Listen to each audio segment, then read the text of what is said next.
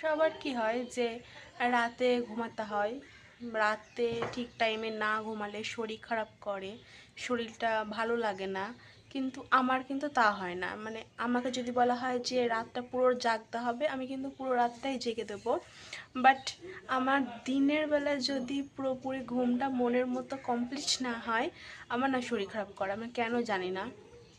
যতই মনে করি যে দুপুরে ঘুমাবো না, কিন্তু দুপুরবেলা না ঘুমালে আমার শরীরটা খুবই খারাপ করে।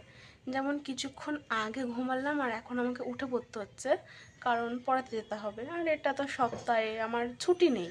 অনেকে কী হয় শনি রবিবার ছুটি থাকে, কিন্তু না, আমার শনি রবিবারেও পড়ানো থাকে, ছুটি নেই। তো এখন পড়াতে যেতে হবে বলে উঠে পড়তে হচ্ছে। তো কী করবো, পড়াতেও তো হবে না, না পড়ালেও তো হবে না। তো উঠে পড়তে হচ্ছে। আর আমার ঠান্ডায় এই যে চোখের এই নিচগুলো এই যে ফুলেছে, তোমরা ভালো করে নোটিস করলে দেখতে পাবে, এগুলো ফুলেছে, এগুলো কিন্তু ঘুমের কারণে না, এগুলো হচ্ছে ঠান্ডায় ফুলে গেছে। এই যে উপরের পাতায় যে এগুলো ফুলেছে, তো প্রচণ্ড ঠান্ডাও লেগেছে, কিন্তু পড়াতে যেতে হবে। শরীরটা ভালো লাগছে না, কিন্তু কিছু করার নেই, যেতেই হবে। এটা এমন একটা কাজ, যারা পড়ায় তারাই জানে এই কষ্টটা, যে ভালো না লাগলেও যেতে হবে। তো টাটা।